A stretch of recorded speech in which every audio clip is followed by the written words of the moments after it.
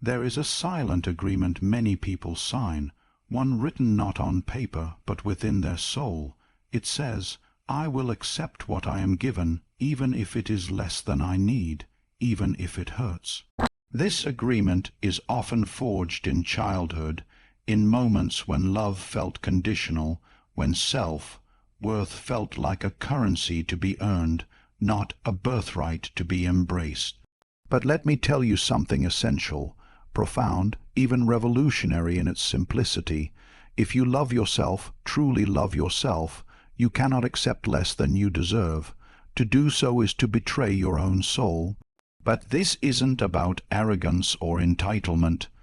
It's about knowing who you are, not the masks you wear, not the roles you play, but the truth that lives beneath all of it. And it is from that truth that you must live, love, and choose.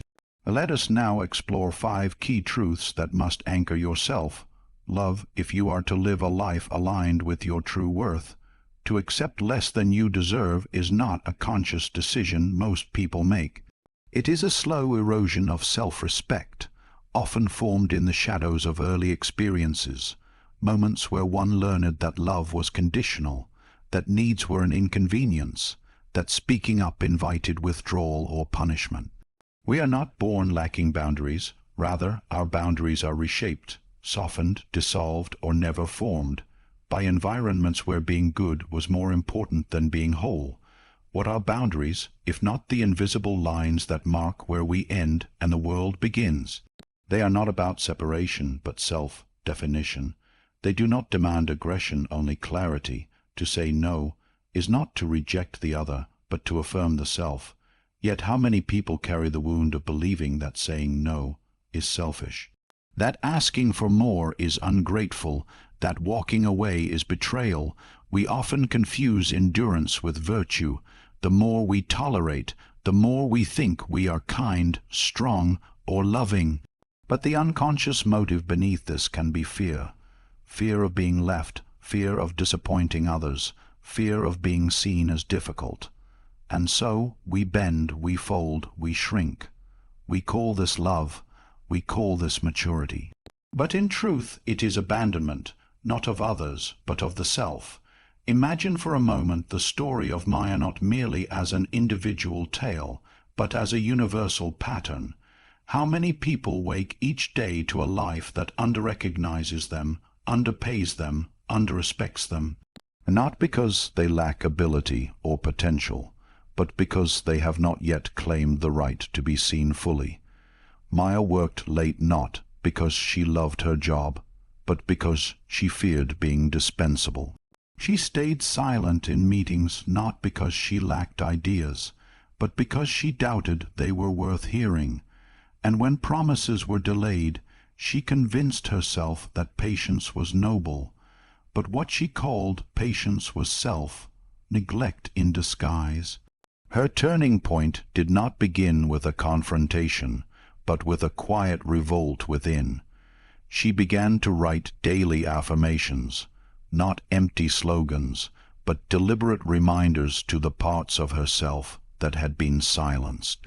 She tracked her accomplishments, not for the sake of external validation, but to prove to her inner skeptic that she was more than she believed.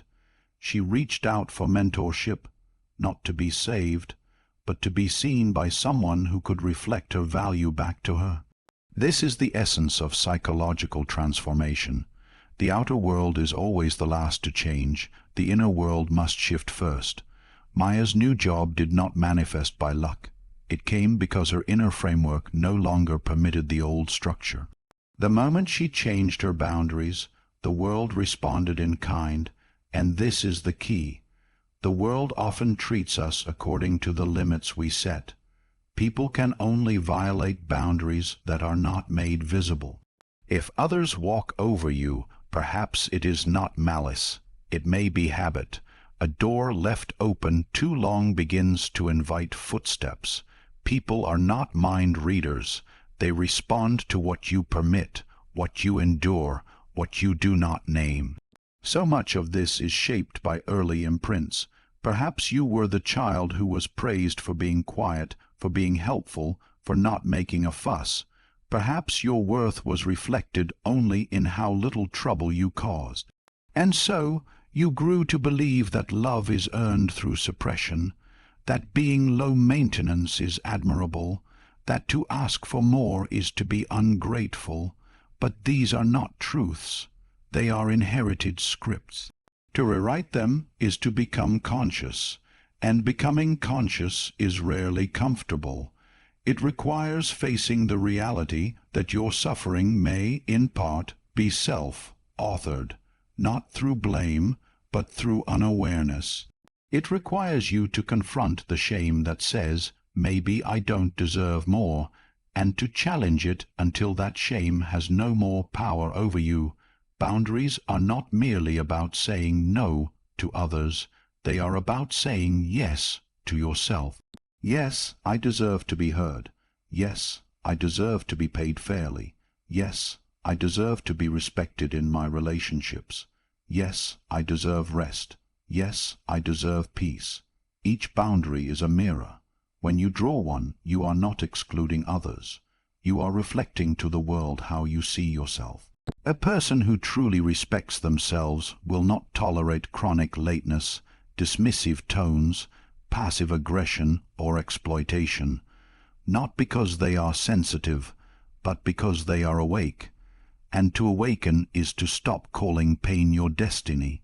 When people begin this journey of reclaiming boundaries, they often fear being seen as rude or distant. But the truth is, when your boundaries are rooted in love and clarity, they invite genuine connection. They filter out those who only loved your compliance, and they attract those who can hold your truth.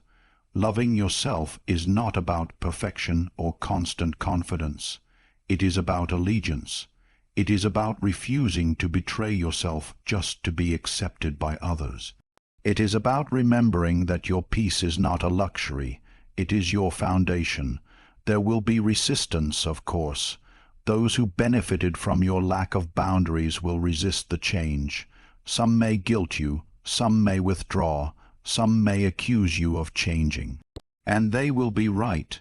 You are changing, not into someone else, but into who you always were beneath the fear. This is not a call to rebellion. It is a call to remembering you are not too much. You are not asking for too much. You are simply remembering that what you want, need, and vow you also matters, that your life is not meant to be an endless negotiation of your worth. The individual must reclaim the authority of their own soul. You are the guardian of your inner world. No one else can determine what you should tolerate, what you should give, or what you should accept. That is your sacred task. And so, as you begin to honor your own boundaries, you will notice something remarkable. You begin to breathe easier. Your energy returns, your resentment fades, your clarity sharpens. Why? Because you are no longer leaking your power into places that dishonor it. You didn't change the world, you changed your boundaries. And that changed everything. There is a quiet but powerful truth that governs the invisible fabric of human relationships. We teach the world how to treat us, not by what we say, but by what we allow. Not by what we demand, but by what we tolerate. And most of all, not by what we expect, but by what we reinforce through repetition, silence, and presence. Every interaction with another human being becomes a subtle negotiation of value. Whether we are conscious of it or not, we are always broadcasting something about our self-worth. Through body language, tone, response, and boundaries, we send out signals that others will interpret, adapt to, and eventually normalize. And so, if you consistently accept disrespect, you inadvertently teach others that disrespect is part of your language. If you dismiss your own needs, others will learn to do the same. If you laugh along with cruelty just to keep peace, peace will become your prison. But none of this happens overnight. The human psyche is not a light switch. It is a series of shadows layered over years of conditioning. Deep within each of us lies a fundamental need to belong, to be accepted, included, seen. This need is not weakness, it is evolution. Our ancestors survived not because they were the strongest, but because they stayed within the tribe. To be cast out was to die. And even now, in our modern world, the body trembles and the heart clenches at the thought of exclusion. That ancient fear whispers, if you speak up, they'll leave. If you draw the line, you'll be alone. If you claim your worth, you will be cast aside. So we stay quiet, we play small, we minimize our pain and maximize our tolerance. And in doing so, we don't just betray ourselves, we confuse the people around us. They don't see the full cost we're paying internally. All they see is someone who appears to be fine with the status quo. And they respond accordingly. The story of Jamal reveals this dynamic with piercing clarity. Here was a man who endured a toxic friendship for years, not out of weakness, but out of a deeply human desire to preserve connection. His friend, under the guise of humor, chipped away at his dignity with passive insults, sarcastic mockery, and demeaning jokes. At first, Jamal laughed. He told himself it wasn't a big deal. He excused it as just how he is. But over time, the laughter became forced, the joy faded, and a subtle erosion took place, not of the friendship, but of Jamal himself. This is how the psyche protects us. By numbing pain it cannot yet confront. Jamal's tolerance wasn't approval, it was survival, but eventually the inner self, the true self, can no longer remain buried. There comes a breaking point, not always dramatic, but always defining. For Jamal, it arrived in a moment of clarity after yet another cruel joke. This time, something inside him didn't flinch or pretend. It rose, and that rising was the birth of self-respect. He didn't lash out. He didn't demand apology or try to explain his worth. He simply left. Not to punish the other, but to preserve himself. He later wrote a letter not filled with blame, but with ownership. He acknowledged what he had allowed. He named the pattern. He drew the boundary, not as a weapon, but as a mirror. This is no longer acceptable, the letter said, not just to the friend, but to the universe. That was the moment Jamal's self-love became active. It stopped being a vague intention or a spiritual cliché. It became something embodied, something alive. This is the transformation we must each undergo. Love for the self is not an idea, it is not indulgence, it is not a morning affirmation followed by a day of self-erasure. It is action, it is choice, it is risk. To teach the world how to treat you, you must be willing to walk away from anything that refuses to learn. But let us not pretend this is easy. The first time you say, "This is not okay," your voice may shake. The first time you step back from a relationship that drains you, your chest may tighten. The first time you say, "I need more than this," you may be met with silence, or worse, resistance. Because when you change, the system around you resists that change. And so, in the beginning, self-respect can feel like isolation, but it is not. It is liberation. You are not being difficult, you are being clear. You are not being selfish, you are being whole. Every boundary you draw, every time you honor your intuition, every time you say no. Without guilt or apology, you rewrite the contract of your life. You teach others not just how to treat you, but how to treat themselves. Because when one person stands in their worth, it invites others to do the same. But you must hold steady. The world will test you. Old patterns will tempt you. You may find yourself back in conversations where your light is dimmed, your voice dismissed, your heart overlooked. And in those moments, you will feel the pull to revert, to laugh it off, to let it go, to pretend you're unaffected. But you are no longer who you used to be. You have seen what happens when you abandon yourself. You have tasted the ache of invisibility. You have carried the weight of unspoken pain, and now you are choosing something different. You are choosing to be seen, not just by others, but by yourself. So let them say you've changed. Let them say you've become distant, hard to reach. too sensitive, too much. Those are not criticisms. They are signs that you are no longer available for what once broke you. This is how we teach the world, by refusing to shrink, by speaking truth in rooms that prefer silence, by walking away not with anger but with clarity, because your presence is not a placeholder, it is not a space filler. It is not a convenience, it is a privilege, and when you live from that truth, the world will rise or retreat. But either way, you will remain rooted in your own worth, not because they see it, but because you finally do. The belief that one must become smaller in order to be loved is not born from truth. It is born from survival. In the formative years of our psyche, when we are first learning what love is, many of us experience a distorted form of it. We learn, not through words, but through subtle emotional patterns, that being too loud, too curious, too passionate, or too different threatens the harmony around us. And so, unconsciously, we shrink. We adapt. We soften our edges, hide our brilliance, lower our voice, and disguise our needs, all in the hope of staying connected. But what begins as adaptation becomes a prison. We forget who we were before we began cutting off pieces of ourselves to fit into the molds others handed us. This is how so many people enter adulthood carrying a silent agreement in their hearts, that love requires self-abandonment, that in order to be cherished they must be agreeable, that to be chosen they must become convenient, that to be accepted they must become unthreatening. This belief does not come from weakness. It comes from a wounded need to belong. The psyche is ingenious. It will do whatever it must to ensure emotional survival. But in doing so, it may sacrifice authenticity for attachment, and yet what the soul longs for most is not attachment, it is wholeness. Love, in its truest form, is not threatened by your expansion. It is not intimidated by your evolution.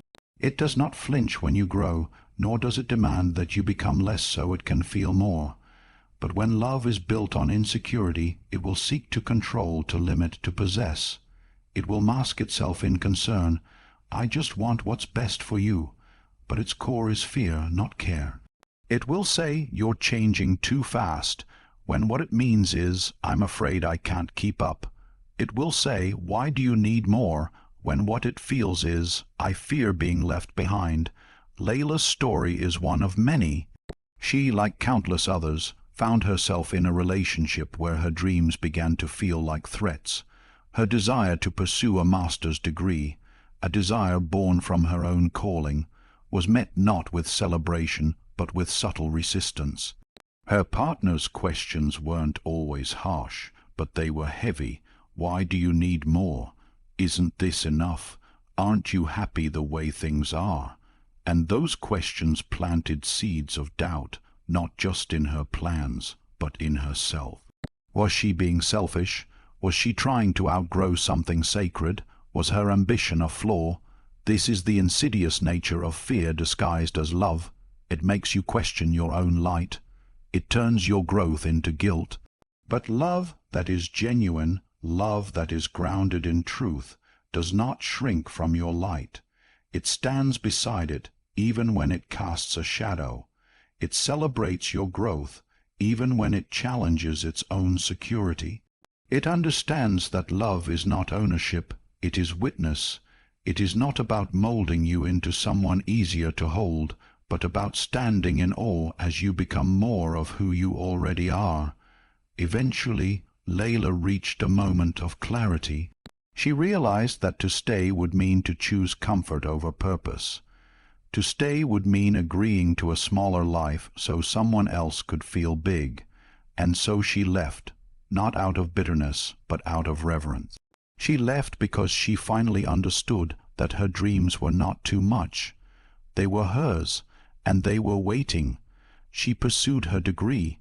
She found a community that didn't ask her to dim down, but encouraged her to rise up. She found friendships that weren't intimidated by her growth but inspired by it, and in doing so, she reclaimed something many people never do, the right to take up space in her own life. But the most profound shift wasn't external.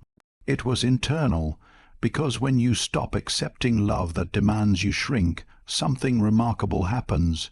You begin to meet parts of yourself that were buried under years of self-minimization. You begin to speak with your full voice, not just a polite version. You begin to stand taller, breathe deeper, and ask for more, not because you're entitled, but because you've remembered that you are worthy, and this remembrance is sacred. We must all examine the relationships we hold close, not with suspicion, but with sincerity. Ask yourself, does this love invite me to expand, or does it pressure me to contract? Can I be my full self here, or just the palatable version? Am I growing beside this person, or quietly disappearing? These questions are not comfortable, but they are necessary, because the cost of shrinking is not just the loss of a dream, it is the loss of self. Over time, you forget what your voice sounded like when it wasn't filtered through fear. You forget what your desires were before they were edited for acceptability. You forget who you were before you believed that love had to come at the price of your wholeness. But it doesn't. Love that is real can hold your fire without trying to extinguish it. It can sit with your complexity without demanding simplicity. It can witness your becoming without panic, without punishment, without pulling away. It knows that true intimacy is not about sameness. It is about honesty. The love you accept sets the standard for the life you will live. If you love yourself, you will not settle for love that requires your silence, your submission, or your shame. You will not stay in places that only tolerate your brilliance. You will not explain your calling to people who never intended to hear it. You will not ask permission to grow, because when you love yourself, you stop confusing safety with stagnation. You stop mistaking smallness for stability. You stop trading your authenticity for approval. You begin to understand that your light is not a burden. It is your gift, and if it blinds someone, if it threatens them, if it makes them look away, then perhaps they were never meant to walk beside you. You are not here to be manageable. You are not here to be less. You are here to be whole. You are here to evolve, and any love that cannot rise with you is not love. It is fear in disguise. Let it go, so that you may rise. There is a subtle but enduring truth buried deep in the psyche of every human being. The child you once were never truly vanishes. Time may carry you forward, age may alter your form, responsibilities may shift your identity, but beneath all this, your inner child still breathes, still watches, still hopes, and more than anything, that child still waits for you to choose them. This child is not just a memory or an abstraction. It is the living echo of the most formative experiences in your life. It is the part of you that learned what love felt like, what it cost, and what you needed to do to keep it. Perhaps that child came to believe that love must be earned, that silence preserves connection, that being small and agreeable ensures safety. Perhaps they were never taught that simply being alive, being present, being human, was enough to be worthy of affection. Instead, they were conditioned to shrink, to hide, to compromise their truth for the illusion of belonging. As adults, we like to think our decisions stem from logic, maturity, or clarity, but often they do not. They stem from the invisible hand of this wounded child, still trying to make sense of a world that once misunderstood them. That child is still making decisions, still choosing relationships based on unmet needs, still tolerating mistreatment because they are terrified of abandonment, still trying to be good enough in the hope that someone, anyone, will finally say, "You are enough, just as you are." You may recognize this child in the way you overextend yourself for others, the way you hold back your feelings to keep the peace, or the way you chase validation as if your life depends on it, because for the child it did. When you are young, the approval of others, especially caregivers, is not optional, it is survival, so you adapt. You twist yourself into whatever shape is needed to avoid rejection, and you learn that authenticity is dangerous, that truth can lead to punishment, and that needs are burdensome. But you are no longer a child, and yet the patterns persist. This is the great tragedy of unhealed wounds. They become the script we continue to live by, until we wake up, until we interrupt the cycle, until we realize that we are no longer powerless, no longer voiceless, no longer bound to the past. The child within us is still there, but so is the adult who can now protect them. What your inner child needs is not for you to keep tolerating, hustling, or pleasing. What they need is for you to stand up and say, no more. You don't have to earn love through pain. You don't have to keep suffering just to be accepted. This moment of inner declaration is where healing begins, not in theory but in practice. It is the moment you reclaim your sovereignty and stop sacrificing yourself on the altar of someone else's comfort. You may have spent years choosing others over yourself, believing it was noble, believing it would win you the love you lacked.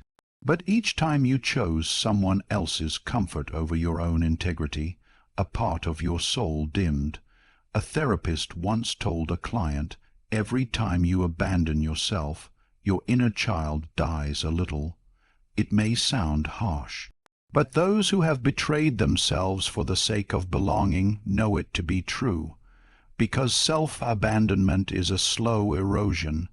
At first it feels like compromise. Then it becomes your norm. Eventually you lose touch with what you truly feel, what you truly need, what you truly want. You forget who you are beneath the roles you play, but the child within never forgets. They cry out in silence, in dreams, in patterns that repeat. And their greatest desire is not that the world loves them. It is that you love them. That you, the adult, finally become the parent they never had. This is the sacred work of reparenting. It is the decision to turn inward and meet yourself not with criticism, but with compassion. It is recognizing the parts of you that are scared, ashamed, or lonely, and choosing to stay with them, to hold space for them, to listen, to protect, to nurture. Reparenting means setting boundaries even when it terrifies you, because the child within needs to know that you will no longer allow harm. It means walking away from those who dishonor your truth, because the child within needs to see that they are worthy of better. It means speaking your truth even if your voice shakes, because the child within needs to trust that their voice matters. You cannot rewrite the past, but you can refuse to relive it. You can stop the cycle. You can say, "This ends with me." You can decide that your worth is not negotiable, that your needs are not excessive, and that your presence is not a burden. You can choose to become the parent you always needed, firm but loving, protective yet open, courageous enough to look at the pain without turning away. This journey will not be clean or linear. Healing rarely is. At times, the old voices will return. You're too much. You're not enough. You don't matter. But now you will not accept them as truth. You will recognize them as echoes of the past, and you will respond not with fear, but with love. Because now you are the adult. Now you get to decide what stays and what goes. Now you get to protect the child who once had no one to protect them. And with each choice you make in alignment with your truth, your inner child will begin to trust you. They will no longer have to scream through your patterns. They will no longer have to sabotage your relationships to get your attention. They will rest. They will heal. They will become your ally rather than your wound. So when life presents you with moments of choice, between pleasing others or honoring yourself, between staying silent or speaking your truth. Remember who is watching. Remember the child within who still hopes you will choose them. Not just once, but again and again, in big ways and small ones. In how you love, how you work, how you speak, how you live. They are waiting. Will you choose them? There is a quiet but profound truth that governs the trajectory of your life, often hidden beneath your daily choices and unnoticed in the background of your routines. Your life is not only shaped by your dreams and aspirations, but by what you settle for, what you endure, what you allow, and what you convince yourself is acceptable. The paradox of human development lies in this contradiction. We may believe that we are striving toward greatness, but if we repeatedly shrink ourselves to fit into spaces that dishonor our worth, we are not building a life. We are surviving one. We speak often of potential as though it were something fixed, something already etched in the blueprint of who we are. But potential is not an inheritance. It is a fragile becoming, and it is chipped away every time you tell yourself, "It's fine," when it's not. Every time you bite your tongue instead of voicing your needs. Every time you accept less than you deserve because you fear rocking the boat. In these small, seemingly inconsequential decisions, you are teaching yourself that your needs can wait, that your voice can be silenced, and that your truth is optional. But there is no neutrality in the choices you make. What you tolerate becomes your standard. What you settle for becomes your reality. This is not punishment. It is the law of psyche. You cannot consistently betray your inner world and expect to feel whole. You cannot keep bowing to comfort and expect to evolve. The soul was not built for complacency. It was built for truth. When you were young, perhaps you learned to settle as a form of protection. Maybe the chaos around you made you believe that quietness equaled safety. Maybe love was given on condition, and you learned to perform rather than express. And maybe now, as an adult, those same patterns have hardened into beliefs that whisper you're asking for too much, that rocking the boat will leave you alone, that staying small is the cost of being accepted. These beliefs do not arise from your truth. They arise from your wounds. The human psyche has a remarkable ability to adapt. We can convince ourselves that we are content even in environments that diminish us. We can wrap dysfunction in the language of patience and call it virtue. We can label fear as loyalty and silence as maturity, but the soul knows the difference, the body knows, your dreams know, and somewhere deep inside, the part of you that still believes in possibility aches every time you shrink to fit a life that does not reflect your worth. The philosopher once said, "Until you make the unconscious conscious, it will direct your life and you will call it fate." This is the crux of the matter. We think we are in control, but so often we are being guided by buried fears, hidden wounds, and inherited narratives we never chose. We think we're choosing partners, careers, friendships, but in truth, our unresolved pain is choosing for us. The child who learned to stay quiet is still making decisions. The adolescent who feared rejection is still compromising. The adult who's never healed is still settling. But you are not fated to live this way. You are not condemned to keep repeating what hurt you. The very act of seeing these patterns, truly seeing them, is the first step toward transformation. Once you become conscious of what you've been tolerating, what you've been calling normal, you can begin to dismantle the structures that have kept you small, and you don't need to start by overhauling your life in one sweeping act of rebellion. You start in the small moments, the ones where your nervous system screams to stay quiet, to be agreeable, to smile even when your heart aches. That's where the work begins. Say no when you mean no. Ask for what you need even if your voice trembles. Walk away from situations that devalue you, even if it means stepping into the unknown. These are not just acts of defiance. These are sacred acts of alignment. They are declarations to your unconscious mind. I am no longer abandoning myself. Every time you stand in your truth, even when it costs you approval, you build trust with yourself. And that trust is the soil from which your authentic life grows. A life that is not built on toleration, but on intention. A life where your needs are not inconveniences, but guides. A life where you don't just survive the day, but feel alive within it. But this path is not without its discomfort. To stop settling means to confront what you've been afraid to feel. Grief will arise. Grief for the years you spent playing small. Grief for the relationships that were built on your silence.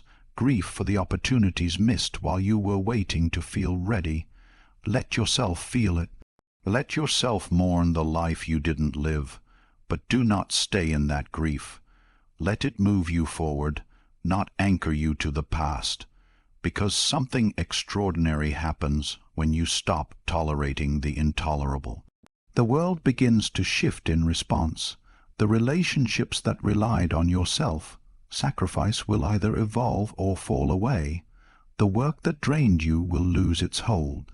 The dreams that once felt distant will begin to stir, not because they are new, but because you finally created space for them to breathe. You are not here to be someone's afterthought. You are not here to numb yourself into a half-lived existence. You are here to evolve, and evolution requires truth. It requires discomfort. It requires a willingness to walk away from what is familiar but unfulfilling, and toward the unknown where your soul can expand. You may not be able to change everything overnight, but you can begin. You can pause before saying yes. You can question why you feel guilty for honoring your own needs. You can choose curiosity over judgment, awareness over denial, self-respect over temporary peace.